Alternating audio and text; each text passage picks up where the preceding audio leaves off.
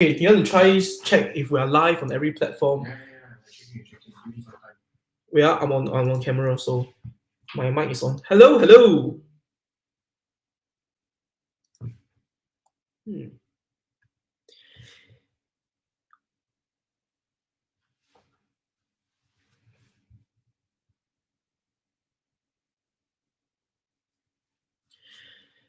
Okay, so just so everybody who's joining in knows what exactly will we be talking about today. So the key thing that we will be covering today is really about, it's a new year, new me, everybody's going to be making resolutions, but what exactly is the science behind, successfully achieving your goals? What are the science behind successfully achieving those habits of yours? So today's topic is really about goal settings. It's really about habits formation.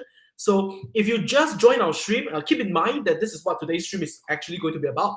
So you might want to actually put in the chat there, start talking about, what do you want to learn about habit formation? What do you want to learn about, setting of goals? How do you achieve your study goals? How do you have proper study habits formation and things like that? So put it there in the chat function. So just type it in there. What exactly is it that you would like to know or answer? We do have a few questions that we have already gotten from some of the audience from our previous streams or from other channels. So we will be addressing some of those questions today here as well.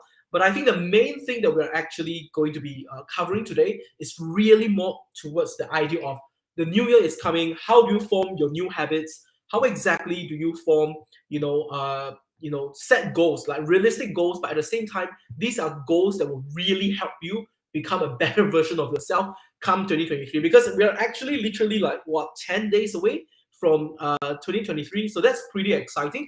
But of course, right, new year, new me, everybody wants to set new goals, but how can you actually make sure your goals are actually met? So the stream itself will actually start at 8 p.m., but I thought we will come in here just a little bit earlier than expected, just to set things up, because we're actually using some of the new equipment here in our office today, some new softwares, some new microphones, and things like that.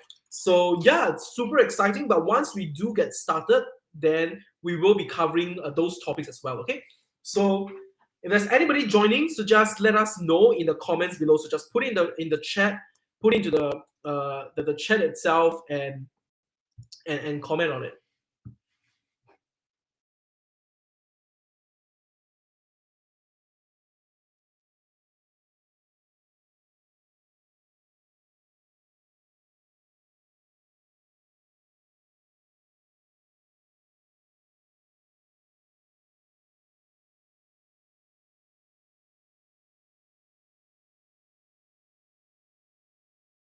So remember, the stream itself will actually start at 8 p.m. So if you're here, just wait a while, because we're actually going to get started. It's going to be a 1 hour stream. We're going to get start exactly at 8 o'clock. So I know there's one of you here that's watching it. So thank you for joining in. Thank you for joining in, for watching the stream. So we're going to get started real quickly. Just like give it like another like 4 minutes, just so that we start on time and we end on time. Okay. So hang in there. As I've mentioned, today is all about forming new habits, how to actually break from your bad habits, how to set great goals for yourself, how to make sure that your new year habits can help you achieve your new year resolutions, right? So that's what we'll be covering for today's live stream.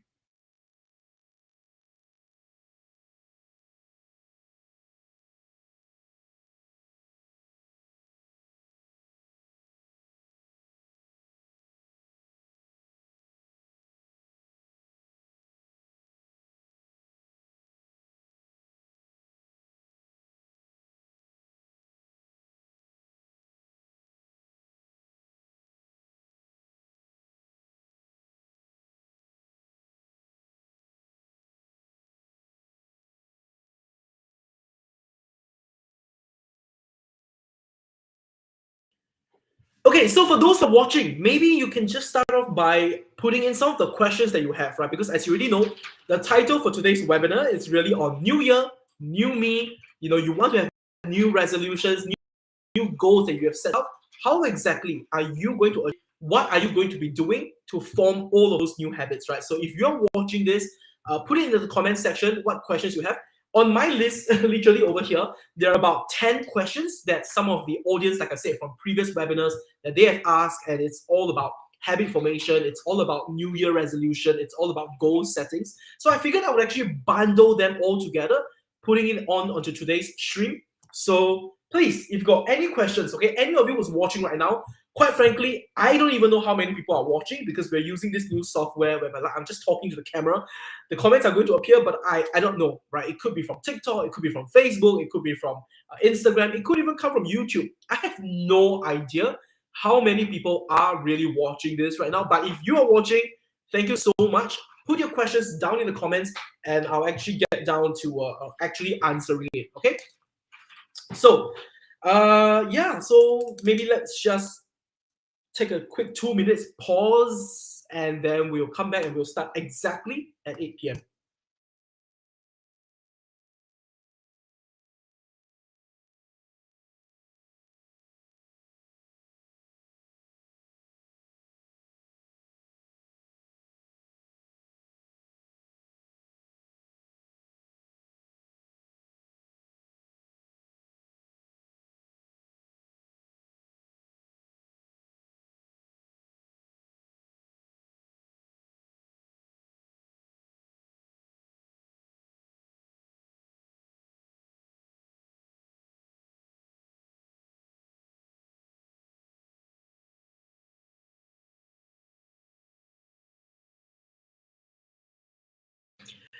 Okay, so we're actually going to get started with today's live stream, and today's live webinar is proudly sponsored. And I'm just kidding, there's no sponsor for this live stream. Okay, but what we will be covering today is New Year, New Me, how to actually form new habits. Because at the end of the day, when we really look at 2023, it's coming in just 10 days, super exciting, right? But if you really think about it, what are some of the key things that people are really looking forward to? Like, of course, yes, everybody's looking forward to Christmas, everybody's looking forward to the New Year, the fireworks, and of course, Chinese New Year is coming along and it's literally like 20 days from the New Year itself.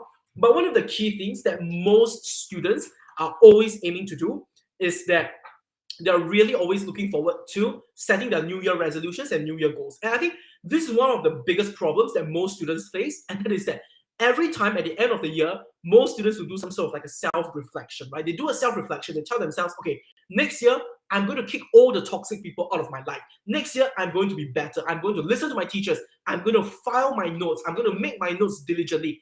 And they come up with all of these expectations. I want to score A grade. I want to have, L1, R5 of like 7 points, whatever it is, right? But at the end of the day, most students, what really happens is that within 2 weeks from the New Year itself, the New Year resolution completely disastrously collapses. And the main reason for that is really because most people set goals and most people don't set plans. Now, always remember that. If you set goals but you don't have plans, then your goals are nothing more than just dreams. And unfortunately, it's not going to come true unless you have a robust plan itself. And when you continuously do that year after year, setting goals after goals, then you start to get fatigued. You start to get tired of it. And that is really a big problem. It's a trap because at the end of the day, your morale itself is going to be affected and your brain is going to be so desensitized to the setting of the goals that in future, you're just going to be telling yourself, well, what's the point of working harder? I've told myself that I want to be a great student 2 years ago. I told myself the same thing last year. How is next year going to be different? And a lot of students tend to give up. So that is something that we absolutely want to avoid when it comes to setting goals and setting all these New Year resolutions, because we don't want a case whereby students are actually having sort of like an immense fear over setting of these goals right now. How can you actually set your goals really well? So there are a couple of things that I think it's absolutely important that you need to really work on. Now, let's start with the bare basics, okay? Because here at First Principles Education, we have actually been engaged by MOE schools all across Singapore to really help students with study habits, setting of goals, really about studying smarter, studying efficiently. And this is typically something that we actually sort of like practice internally to help the students that we work with really achieve the goals that they have set for themselves.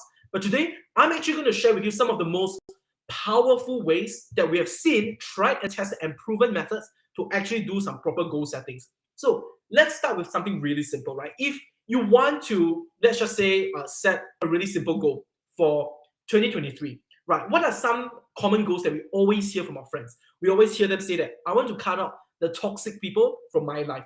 We hear them say things like, I want to be really good in my studies next year, or I want to be a very neat and organized person. These are some of the worst mistakes that you can actually make. And the reason for this is because, number one, you are setting unrealistic goals for yourself. And that's really the first pointer that we want to look at today. You are setting unrealistic goals.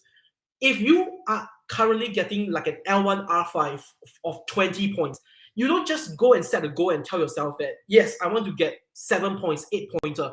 That's very unrealistic. It's not going to happen. Of course, on the flip side, there are people who always tell you, oh, always aim for the stars, right? Because at least if you fall, you land upon the clouds. True, but you also got to realize that if it is too unrealistic, what's going to happen is that within the first term, you're going to feel that your goal is unrealistic, it is not achievable, and you may completely give up on it. So the way I see it is that you have to set goals that what I call within the Goldilocks zone. So it is not too difficult, but it's not too easy. Because if you're getting a 12, okay, maybe 20 pointer, maybe if you set your goals for your L1 R5 as, let's just say 14 points, 15 points, right? That in itself is quite achievable, but it's not so easy, like for example 18 points. Then there's no point in doing that, because you're just talking about 2 points of improvement across like 6 different subjects. That's too easy. But I would say 14, 15 points, that's pretty good, because we're really looking at maybe 1 point of improvement across all the subjects. But if you want to become a 6-pointer within just 1 year, it is very challenging. I'm not saying it's impossible, but it can be very unrealistic. So that's the first pointer. Don't set unrealistic goals for yourself, because more often than not, you're going to see that you're not on track to achieve it, and it may just completely derail you. It is possible to achieve it, but the chances are so low that you are probably better off setting a goal that is realistic enough that you believe you can achieve it, but yet difficult enough that once you achieve it, you do feel a sense of pride, you do feel a sense of achievement, and you do feel a sense of accomplishment when you achieve those goals, right? So that's the first pointer. Now, the second pointer, as I've mentioned, is a goal without a plan is just daydreaming. All right, a goal without a plan is just daydreaming.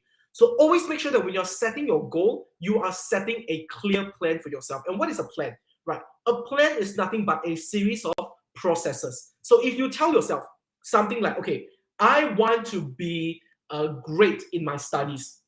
Well, don't set that goal. First of all, what is that goal? What does it mean to be a great student, or to be great in your studies, right? Break it down. So for example, if you're aiming for maybe L1 R5, right, in total you want to get 15 points, then you might want to look at all of your subjects, which are the ones that you can actually realistically improve to become like an L1 R5 of 2 to 3 points, right? Which one you can do A2 or B3? Which one can you actually get?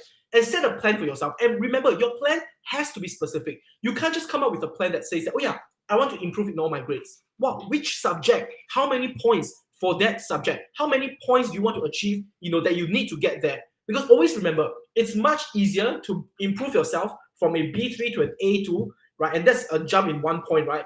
As compared to, you want to go from like C6 to A1. I think that's going to be very difficult for you to achieve that. And this is a question that only you can answer for yourself, because you would know why you got B3 for your most recent exam, right? So if you're talking about your recent end of year exam, there could be many reasons why you achieve B3, right? If you achieve B3 because you were careless, because you didn't study hard enough for it, because you had mind blanks from being too stressed out during the exam, well, that's more than fine, because you know that as soon as you get rid of your careless mistakes, as soon as you become more careful, you can actually get A2 or maybe even A1 for your grades. But maybe your B3 came as a result of already being super careful, and you were doing a ton of practice papers, and you worked really, really hard, and you already spent 6 weeks revising for it prior to the exam. Well, then that means that B3 is probably near your max capacity, so you might not be able to achieve an A1 just by working harder for next year, because you already worked really hard, right? If that didn't work, why would it work next year? So make sure you have a clear plan and really break it down into the smallest and smallest of aspects. For example, okay, in order for me to get from my L1 R5, right, from 20 points to 12 points, I need to do all of these things, right? My English needs to be at a certain point, my mathematics need to be at a certain point, my sciences need to be at a certain point. Great. Now then go one step further. What do I need to do for my sciences? Well, is it the biology component? Is it the chemistry component? Is it the physics component, right? Which is the one that's really going to get me there? And if you identify it as physics, well, what about physics? Is it my MCQ section? Is it my open-ended question? Is it my experimental section? Which section is it? And if it's MCQ, which topic is it? Is it because I'm careless? Is it because I don't practice enough? Is it because I'm weak in kinetic energy? I'm weak in gravitational forces? What is the topic that is really setting me up for failure? This is called a plan. Okay, and when you actually have the plan, you will be able to follow through with it. Just telling yourself, I want to be good in my studies, it's a daydream. Everybody wants to do that, but very few actually have got clear and realistic plans for themselves. All right, so that's the second pointer. Make sure you have a plan, always stick to it, and make sure it is really specific. And as always, a goal without a plan is just a daydream. Now let's talk about the third thing. And that is that a lot of common mistakes that students make when setting their New Year goals, New Year resolution. So suppose you set a realistic goal, right? I want to go from it could be right AL, if you're a primary school student, or it could be your L1 R5, right? Okay, I want to go from like 20 points and I want to go to 15. Very realistic, right? I would say maybe 12 is quite realistic as well, right? So 20 to 12, realistic.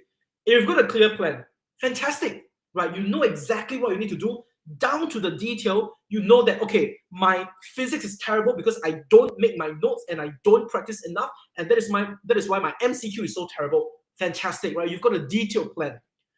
The problem is that beyond this, a lot of students don't seek help. Probably two of the most difficult things to say in the world, it's not I love you, it's actually I'm sorry and I need help. Right? These words are very difficult to utter, to say. You need to master courage, but you really do need to seek support. Because always ask yourself this one question. You are probably, in all honesty, if your New Year resolution is to become great in your studies, right, to do well, chances are you weren't always a high-performing student, right? Unless you're telling me that you have always been super high-performing, you have always been scoring AL6, AL7, right, in your school exams. And then for just that one exam, you kind of slipped, you got AL20, and now you want to improve again, you want to go back to like 12 points or even better. Sure, right? But chances are probably not. For the past 2 to 3 years, you were probably already struggling with your academics greatly, right? You were probably getting stuck at a certain score, and no matter what you tried, it probably wasn't working out that well for you. Now, if you think from that perspective, think of it this way. If it was so easy to make a plan and stick to it and change the way you study, if it was so easy, why haven't you already done it? Well, I'm sure every single year you wanted to be a great student, right? Why didn't you do it the year before? Why didn't you do it, the year before that? Why didn't you change if it was so easy? If you could change all by yourself so easily, why haven't you already done it?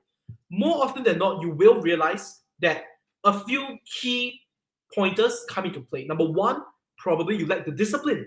Probably you lack accountability. Or maybe you lack the confidence. Or maybe you lack the know-how, the techniques to do it. Either way, these are things that you can actually increase the odds of your success by simply seeking help and support, right? If you need techniques, find somebody in your class who's good at that subject. Ask that person for help. Hey, how do you do your science notes? How is it that you're able to write so well for your English essays? What kind of books would you recommend for me? Hey, how is it that you're so good in mathematics? Do you have any practice papers or assessment books that I could get some inspiration from? Ask your friends, right? They are there to help you. Ask your friends, ask your teachers, treat your teachers like a mentor kind of a figure, right? Go up to your mathematics teacher and ask your teacher. So, Mr. Tan, you've been my mathematics teacher for the past 2 years since secondary 1. You know where my weaknesses are at. How would you think that I can improve on? Do I need more practices? Do I need to make notes? Should I submit my notes to you for review? What can I do? Seek support from your friends, especially if you lack the skills and you lack the technique and you lack the knowledge, the know-hows on how to actually achieve the things that you have set out for yourself in your plan. Right? Just because you plan for something doesn't mean you will definitely achieve it, right? Because it's easy to say, yes, I'll make notes for my science, subject every day. Fantastic plan, right? That's a very specific plan, but how are you going to make the notes? What kind of techniques can you actually do to make your notes? So of course, this is something that we cover a lot in First Principles Education, If you're on our TikTok, if you're on our Instagram, you'll see a ton of resources on that. But the point being, you need to know the proper techniques, right? So that's number one. Now, another thing that a lot of students don't seek help in is they don't seek help in accountability. Now, if you were so disciplined and so good at keeping yourself accountable, you probably would have achieved all of those benefits yourself, right? You probably would have achieved all those transformation, but you didn't. So probably it means that your discipline is not quite there. Your self-accountability probably isn't quite there. So what are you actually going to do about it? Get yourself an accountability partner. Go to your best friend and tell your friend something like, okay, every Sunday night, I need to take a photo of my science notes and send it to you. Okay, if I don't, tomorrow during school recess, I need to treat you to a packet of Milo, whatever it is, right? Hold yourself accountable. Give yourself a little bit of a punishment if you don't actually follow through with the things that you say you want to do. Or maybe if you say that, okay, look, I want to make sure that I get up early and I read 20 pages of a book, right? That is a good plan, but you got to hold yourself accountable. It's so easy to just hit the snooze button. Instead, seek help from your friends. Ask your friends, say, look, in the morning, I'm going to wake up at 6 p.m., right? When I go to school, I want you to listen to my short summary of the 20 pages of a self-improvement book that I'm going to be reading. And that benefits your friend. If your friend is truly a great friend, why wouldn't they agree to that? It's literally a free summary of something that you learned, and it's definitely going to be beneficial for them as well. So get yourself some sort of accountability partner. It could be your friend, it could be your siblings, it could be your parents. If you want, it could be your teachers. Of course, you have to ask them because they're very busy. But if they're agreeable to it, that can be your accountability partner. Okay, so remember, when it comes to seeking support, you usually tend to need support in areas of your skills and your knowledge, accountability, and of course, another support will be probably moral support. All right, somebody to give you confidence. Because here's the thing: if you make a 1% improvement on yourself every single day, you probably won't notice it, right? Just like how if you want to grow your hair out to be long and you stare at the mirror every morning, you won't notice your hair is growing longer and longer. But if somebody who hasn't seen you in 2 to 3 months, they will notice that your hair grew longer, right? And they will notice that your 1% of study habits improvements has accumulated over time, and now you're a completely transformed different person. Of course, people are going to notice that. Now, the problem with you trying to go on a lone journey without any moral support is that you could be making great progress. But unlike certain progresses in the world, like for example, if you want to go on a weight loss journey, or if you want to go on a muscle gain journey, or if you want to quit smoking or whatever it is, these are very tangible and very measurable differences, right? That you can see. Like, okay, for example, if today I'm, smoking, tomorrow I'm not, I'm making progress, right? If today I am, eating how many calories and tomorrow I'm eating less, that is progress, measurable and tangible. When it comes to study goals and study habits transformation, totally different, right? Because you can't say that I'm 1% better in my note making today as compared to before. But you could be getting better, but you just don't notice it. And give it 2 weeks, 3 weeks later, you might be thinking that you're not making any progress at all, right? Because there's no weighing scale to tell you that there is progress being made, and you might just give up. But the reality is, somebody who is there for moral support can actually see you having, a better quality of handwriting, better quality of notes, and they will see that change in you. And because of that, they will actually be able to tell you that, hey, no, listen up, you actually are doing fantastic. Keep it up. This is fantastic work, great work. And this is the kind of confidence boost that you really need, because when you yourself are involved actively in the transformation, you will be the last person to notice the transformation. And most students give up way too early before they actually achieve the full transformation. They're in the midst of transformation, but they give up because they think they're not making any progress, when the reality is, from any outsider, any spectator's perspective, you are indeed making massive transformation. So that is something that you probably want to remind yourself, okay? When you are making improvements, you are the last person to notice that you are improving. So that's that. Now, again, even if we have very realistic goals, all right, and even if you are, setting a plan, very detailed and everything, even when you have like an accountability partner and somebody is mentoring you and somebody is giving you morale booster, the next problem that is really going to get you is not being consistent. All right, I cannot stress this enough. Consistency is really what's really going to make the difference, right? And I believe okay, I'm probably going to be quoting Bruce Lee here somehow, but he has mentioned, of course, right, that he fears not the guy who has practiced 1,000 kicks each one time, but he fears the guy who has practiced one kick but 1,000 times, because consistency is what really will turn a study skill or a study goal or whatever it is into a study routine, into a habit. And this consistency, this discipline is really what's going to set you up for success in life overall. All right. So you you absolutely need to be consistent. You can't just expect yourself to be like, okay, you know what? Accountability partner, yes, let's do this for like 2 weeks, 3 weeks. No. Always remind yourself, on average, it takes about 60 days for you to properly form something into your study habits. Okay? For any habit formation to really appear and become long-term, consistent, and sustainable, you're talking about at least 60 days. In other words, 2 months. Right? Most students quit their New Year resolution within 2 weeks. Don't even say 2 months. So if you're starting on 1st of January, you probably need to hold it out until literally 1st of March before you can call it quits, because you need at least on average 60 days to properly form a habit. All right, so make sure you're consistent. And this is where your accountability tracker, right, in other words, your partner, right, accountability partner, accountability tracker, this is when that person comes in to remind you that, hey, you have to be consistent. You have to make sure that, the things that you're doing, you're not just doing it, for 2-3 weeks. You need to do it for 2-3 months even. So that's the 4th pointer. Now, the 5th point that I would actually like to share with all of you today is this. Whatever New Year resolutions that you have set for yourself, always remember, okay, that it should be a guide, not a rule. Remember this. Your New Year resolution, your goals, your plan should be a guide, not a rule. Because if you're too rigid, all right, and you tell yourself, okay, I'm going to read 20 pages of books every morning. But what happens is, what if your reading speed is not exactly the fastest, and you realize that after reading 20 pages, you are late for school, or maybe you are in a rush to pack your bags, right? You might say, oh, well, I'll just wake up earlier to read the 20 pages. But what if by waking up earlier, it actually causes you to be more tired in school because you're not getting enough sleep? Well, then what happens? Always remember, be flexible. Don't use it as a rule. It's just a guide. Instead of 20 pages, why don't you scale it down to 15 pages? Why don't you scale it down to 10 pages, right? 10 pages of a book every morning is always better than 20 pages of a book every morning for 2 weeks. Because you don't want to be trying it out, stressing yourself out too much. And at the end of 2 weeks, you realize, you know what?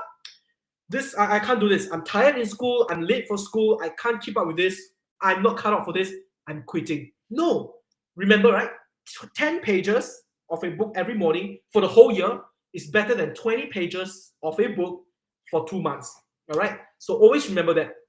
So be flexible and adapt, okay? Your plan should always adapt. Your goal sets a general direction in which you're going towards. Your plan is the path to get you there. And as with any path, there will always be more than one path available. If your path encounters a wall, a hurdle, either you jump over the hurdle or go around the wall. That's as simple as it is, okay? So if you want to do, for example, you do 10 pages of a book and you still cannot do well in it, right? So because, maybe for some reason your reading speed is really slow. Well, what else can you do? Maybe don't read your 10 pages of book. What if you listen to the audio book along the way on your way to school? Are you still getting the benefits of your goal? Maybe your goal was to be more knowledgeable. You want to be more, well-versed in history and politics. Why do you have to read the book? You can just get yourself an audio book and listen to it on the bus ride or on the train ride to school, right? Maybe you have motion sickness. Maybe you can't be reading a book on the bus. Just listen to it, right? The plan can always change. The medium in which you're consuming the material can always change. The goal remains the same, but how you're going to get there can always change. Because remember, it's just a guide, not a rule. All right. So these are the 5 pointers that I really have for everybody when it comes to, in terms of setting realistic sort of New Year resolutions and goals for yourself, and those that are achievable. And just to give a quick recap, okay? The 5 pointers for everybody really is, number 1, make sure that your goals are realistic, but yet difficult enough such that when you achieve it, you feel a sense of accomplishment. All right. So that's number 1. Number 2, if you have a goal, but you don't have a plan, that is not a goal. That is a daydream. All right? So make sure you have a plan. Go down to the specifics. Keep asking yourself, how can I do this? What am I going to be doing? When am I going to do it? Make it very clear. All right. Then, of course, seek support. If you were so good at doing it yourself, you would have done it 2 years ago. Seek support in morale, right? You need that, your morale support. You need support in the accountability, right? And you need support in the techniques, the knowledge, and the know-hows. So these are the 3 areas that you might want to consider getting some support for yourself. And then you want to be consistent, right? Always remember this. So, if you need to be consistent, right? So essentially what you want to think of is that a little bit every day for a long run is better than doing a lot of something in the short run, right? So be consistent. And lastly, be flexible. Use it as a guide, not a rule. You don't want to be locking yourself into I must read 20 pages. No, you can read 50, you can read 10, you can go for audiobooks. There are many ways to get to the same goal. Pick the one that is best suited for your current circumstances. Of course, if next year changes, maybe you're no longer taking a bus, maybe your dad won a lot of money during the World Cup and now can afford a car. Maybe then you can start to think about, okay, I'll read in the car, because it's like more comfortable, whatever it is, right? So according to your current circumstances, different paths lead to different goals. Pick the one that is best suited for you. So with that, those are the 5 most important, I would say, principles, sort of like a tip as well, right, for how to make sure that when you set your New Year resolutions, you have got the highest odds of success and you can really actually stick to it and achieve it. Okay, maybe right now I've been literally talking for like 25 minutes straight, no script. It's pretty crazy. But what I want to check with all of you is maybe if you've got any questions from anybody who's currently watching the stream, please type it into the chat below here. I mean, whichever platform you're on. If you're on Instagram, just type it in. If you're on TikTok, type it in. Essentially, what would you like to know, or what questions do you have with regards to actually setting your New Year resolutions? What are the problems that you have faced or you foresee yourself facing when setting these New Year resolutions and all these New Year goals as well? Okay, so yes, please put it into the chat. I'll read it. Let's just take a 1 minute short break. I'm just gonna have a sip of water. So yeah, just type into the chat. Otherwise, I've got some questions here and I'll answer it, okay?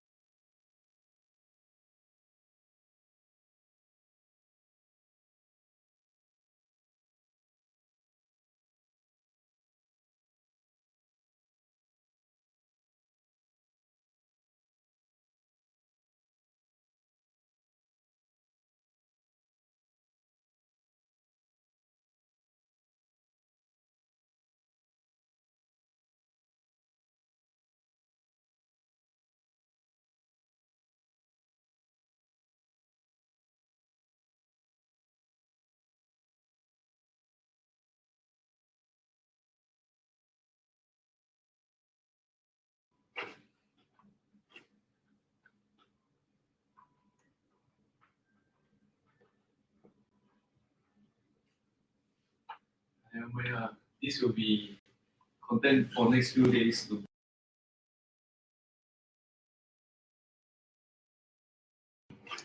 Okay, so now that we are actually receiving some questions from the different platforms that we are on, so let me address one of the questions that actually came in from the audience. Okay, now the first question, and I think this is a fantastic question, is this: how can you actually make sure that your goals are realistic?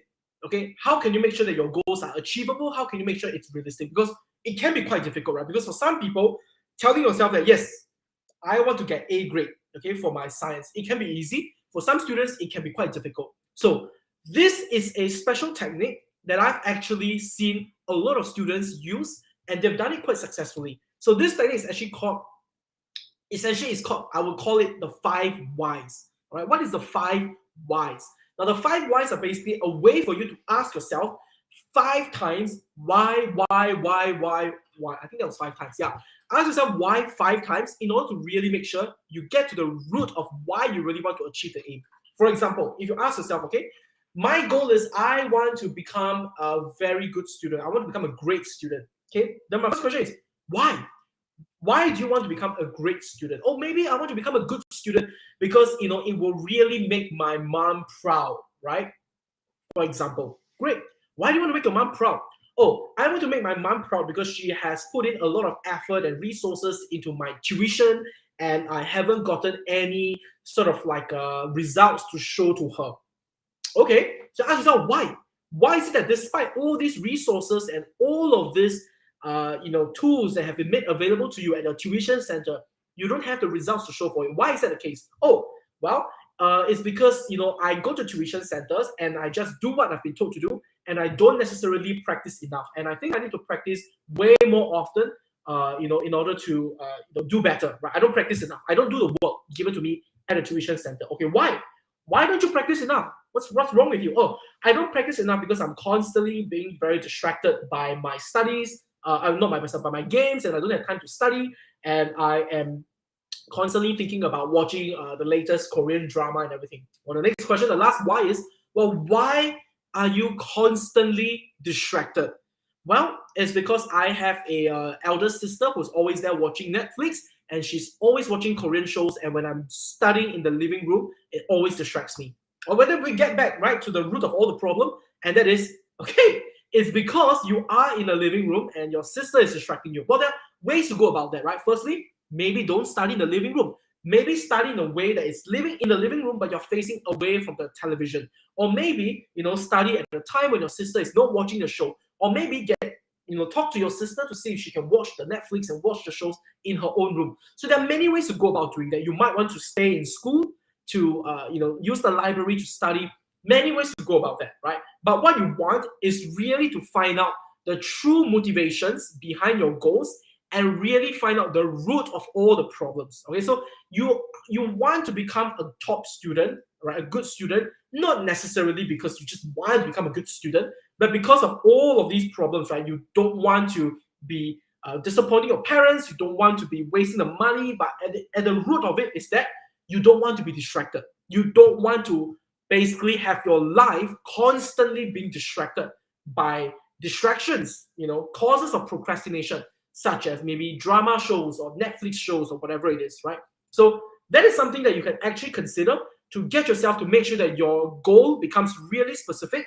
You find the root causes of the problem, and it's a very the true motivation, like the true underlying motivation for your goal. Okay, so hopefully that answers your question. If you're still watching this, hopefully that answers your question. Now, there is also another question that also came in, and that is essentially, how can you actually set a goal, right? Or maybe even a plan that is within the Goldilocks zone, as what I've mentioned, right? What tips do I have to really help students do that? Now, fantastic question.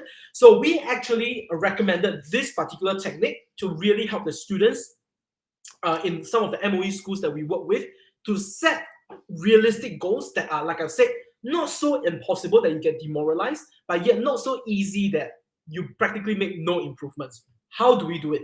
It's really simple. The first thing you really want to do is, I want you to come up with something like a vision board. Okay, like a vision board, right? So what you want to do is you want to really dream about that goal of yours. Okay, so let's just come up with a very specific example, and that is, I want to get A1 for my mathematics. Let's just say that is your goal. Okay, so think about it this way. Really imagine yourself getting A1 for mathematics. Think about the kind of people, really put yourself in that situation. When your teacher calls you to go up to the front of the class and receive a piece of your exam paper, and it says you got A1.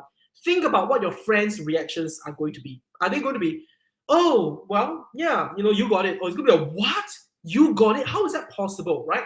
What kind of reactions are they going to have? Who else is going to be up there getting that A1 straight? Are those people that you can realistically compare yourself to? Are they people that you never ever dreamed of you will even get A1, you will even be anywhere near them, right? What are the conditions for all of that to happen? What kind of a student are they? Are they really hardworking? Are they much more talented in mathematics? Are they much more hardworking when it comes to mathematics? Think about all these things. Because when you visualize all these things with your different senses, with your emotions, it gives you a much clearer idea. If you tell yourself, yes, I want to get A1, and you really go through this process of imagining it, and you realize at the end of it, you don't feel that scared. I mean, you feel like, yeah, it would be nice to have. I think I can realistically achieve it. Then it probably means that this goal is too simple. It's too simple for you. Okay, you shouldn't be aiming for just A1. You should be aiming for no, not 75%. You should be aiming for maybe 80%, 95%, whatever it is, right? Aim higher, right? So that is one scenario. On the flip side, if the very idea of being at the A1, group, the gang, the people that can get A1, if the very idea of that feels impossible for you, in that everybody else around you is saying that's impossible, you can't even realistically envision yourself being there, that is probably too difficult for you. Now, what I mean by that, let's just say something that's super impossible. All right. Let me say, maybe your goal for 2023 is you want to become so good in physics, you get offered, as a secondary school student, you get offered a placement in NUS to study physics. Let's say that is your goal. Can you even imagine that? It's so unrealistic, it's so impossible that if you're a secondary school student and I tell you to imagine that, you will literally draw a blank. Your mind literally, the limits of your imagination, even though they say imagination is limitless, I'm pretty sure even the limits of your imagination cannot possibly stretch to that extent for you to clearly visualize how it's like to receive a scholarship offer from NUS next year to study physics. Probably impossible, right? That is when you know that is an impossible dream, okay? But what if you are able to say, okay, look, I want to get 85% for my physics exams, and you're able to imagine yourself, doing the notes, doing the practice papers, clarifying the questions, go up, everybody is clapping, everybody is shocked, you're really proud that you're up there. Is this scary? Yes, it's super scary because you think it's impossible. But the very fact that you can even imagine it happening shows that it is not impossible. It's highly improbable, but it's not impossible. That is what you really want your goal to be. Something that scares you. If your goal doesn't scare you, you're not dreaming big enough. All right? If your goal doesn't scare you, you're not dreaming, you're not envisioning big enough. But if your goal is so difficult to imagine, like I said, can you even imagine shaking the hand of a president and you are invited to NASA to take a look at their rockets next year? Probably you can't even imagine how that's going to happen, right? Then that would be an impossible goal. So use this as sort of like a gauge to roughly tell yourself where you are really at. Okay, but all I'll say is if you're able to at least imagine it, no matter how scary it is, you probably can achieve it if you're able to imagine it in detail. Right? In detail, you can imagine it. No matter how scary, go ahead and do it. All right. So that's kind of like a solution to how to actually set yourself up for success and not for failure in terms of having a goal that's too easy or a goal that's basically just downright impossible. So yes, so that is the two questions that we have actually received. So are there any questions from any of you that's currently watching this stream right now that you would like to put into the chat? So please feel free to go ahead and do that. Put it into the chat, and we'll actually cover that as well.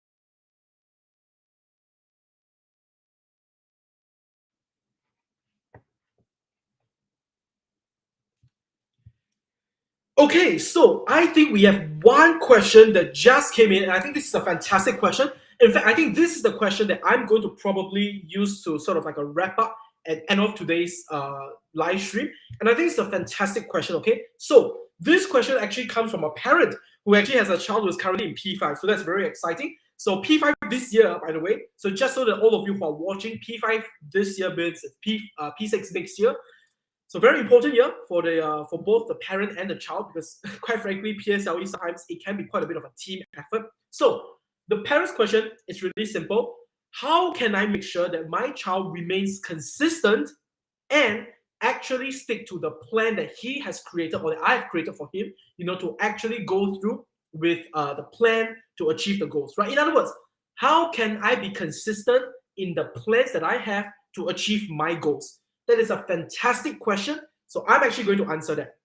Now, there are lots of ways and lots of gurus and lots of all this, different techniques out there. So everybody, right, will go about and tell you, or how is it that you should actually, stay motivated, be consistent or whatever it is. But the reality of it, it's super simple. Okay, if you really look at the neuroscience, and that is basically the study of the human brain, for those of you who are not aware, in neuroscience, it's really simple. They've literally broken it down into what helps you form consistent habits.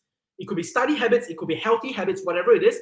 The science of forming habits, it's super simple. The first thing you have to do is to identify your cues and your trigger. Okay, that is the first step. So what exactly is that about? Now imagine this, okay? If let's say your goal is, okay, in order for me to, continuing from a previous example that we were using, suppose your goal is, I don't want to be distracted by my sister watching Netflix in the living room TV while I'm studying in the living room, right? Suppose that is your goal. You don't want to be distracted. Now, what is your plan? How can you actually get there? It's really simple.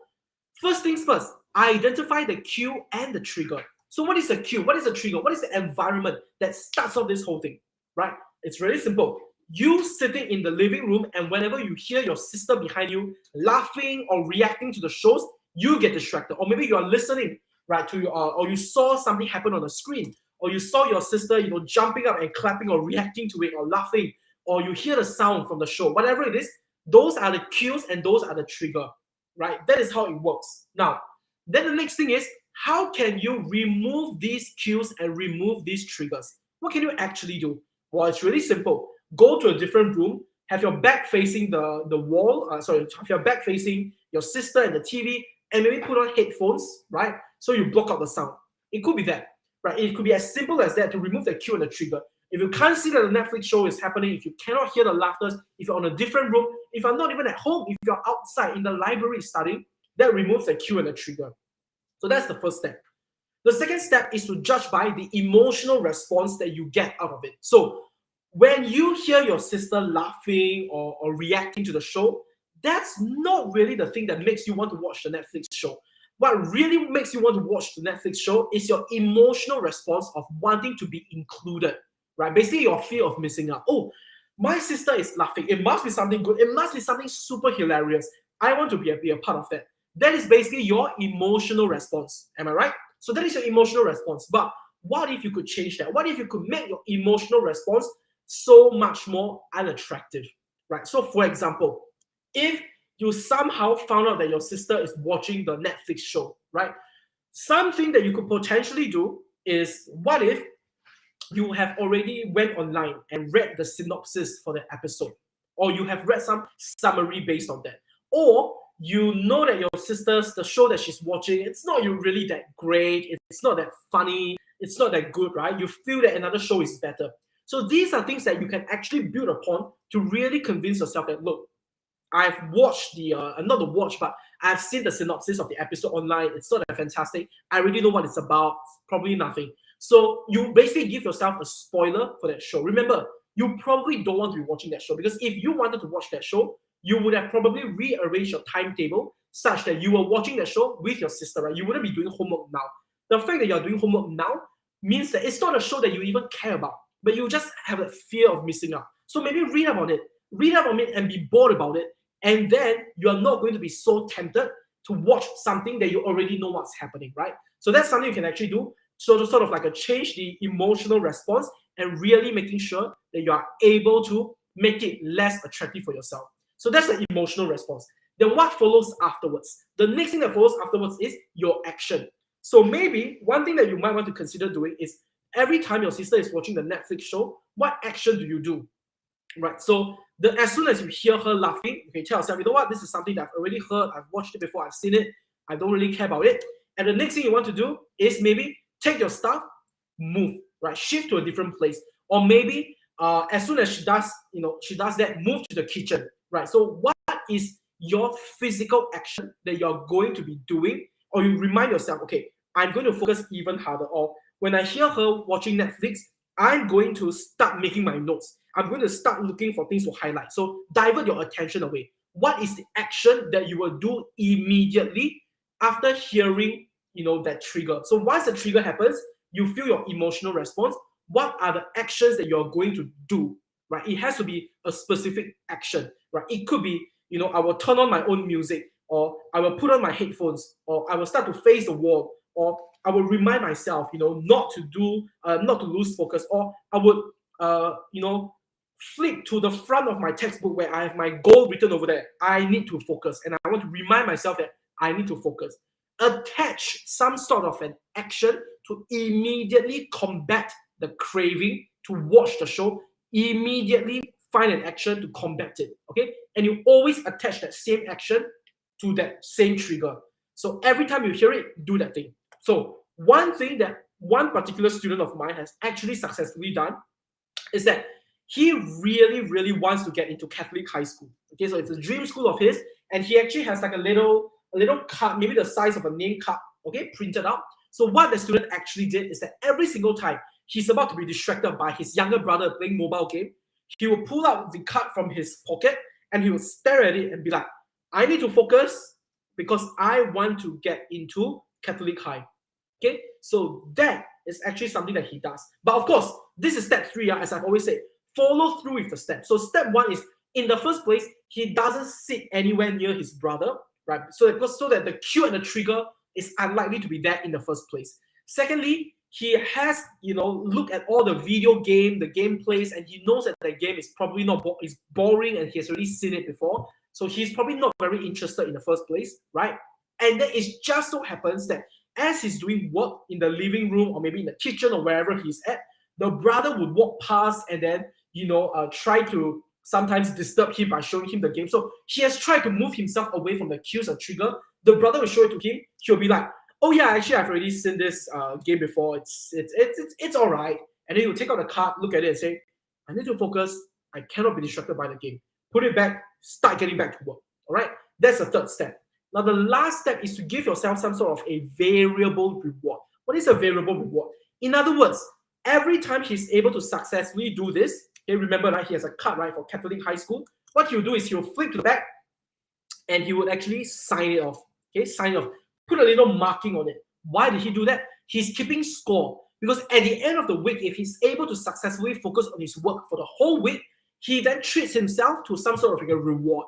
The reward could be, in his particular case, it's 1 hour of playtime on his laptop. But in some cases, it could be an ice cream treat. It could be, the mom taking you out for McDonald's, whatever it is. But of course, for that, you will have to sort of like a predetermined, with the parent and things like that. You have to arrange it, but some sort of a reward.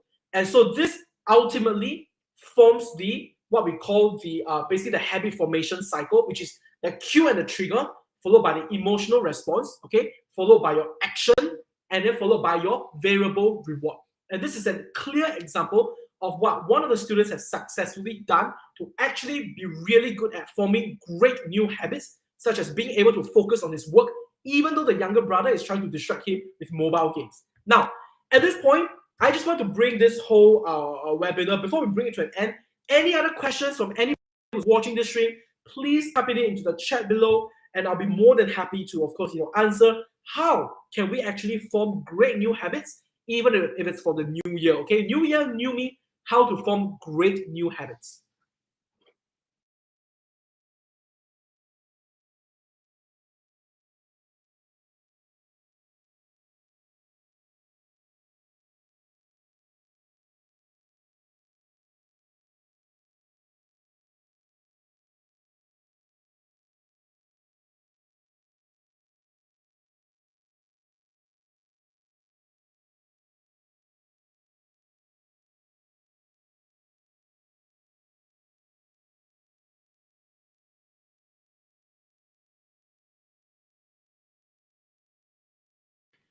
Okay, so now we're actually going to be wrapping up today's live stream, okay? But what we're actually going to be doing right now, super simple. A lot of you will probably be asking, okay, how can I actually form great new habits? How can I form, important habits that will really set me up for success come 2023? So what we have actually done is created a successful study habits handbook. All right, so for this successful study habits handbook, please, if you really want it, you can actually get it down the link. All you need to do is click the link that you're seeing right now, or you can go to actually any of the bios, click the link in the bio, and it will actually bring you to a Google form page. Just a quick sign up, and we will actually send the successful study habit handbook to you. And inside this handbook, you're going to find a great ton of resources. The first thing that you're actually going to find is actually a template that will teach you how to actually step by step form great new habits. And the second thing that you're actually going to receive are 10 successful, actually proven case studies of how can you actually improve in areas like, for example, being less distracted by your mobile phones. Focus on your note making, write your notes consistently, read 20 pages of book every single day, because these are taken from actual successful proven case studies of students of ours at First Principles Education. How did they successfully use the same methodology of cue and trigger, emotional response, doing the action, giving themselves a variable reward? How did they use that same neuroscientifically proven habit formation cycle to really make themselves change their new habits and successfully stick to it for an extended period of time? So if you yourself are interested in areas like, for example, how to focus more on your work, how to be more careful, how to reduce careless mistakes, how to be less distracted by your mobile phones, how to not be procrastinating all the time, how to actually, do your work independently and make your notes consistently. These are all some examples of the 10 successful case studies that we have in the Successful Study Habits Handbook. So please download it if that's something that you think will be helpful for you or for your child in terms of forming new study habits and achieving your new study goals for 2023, okay? And with that, we're actually going to bring today's webinar session up to a wrap already, and see you all next time for our next installment. And for the next session, we will actually be looking at some of the interesting ways in issue how to actually achieve these habits formation even more successfully, and what are some of the hurdles that you may actually encounter while achieving these habit formations, okay? Thank you so much and have a great night, okay? Have a great Christmas as well. Bye, everyone.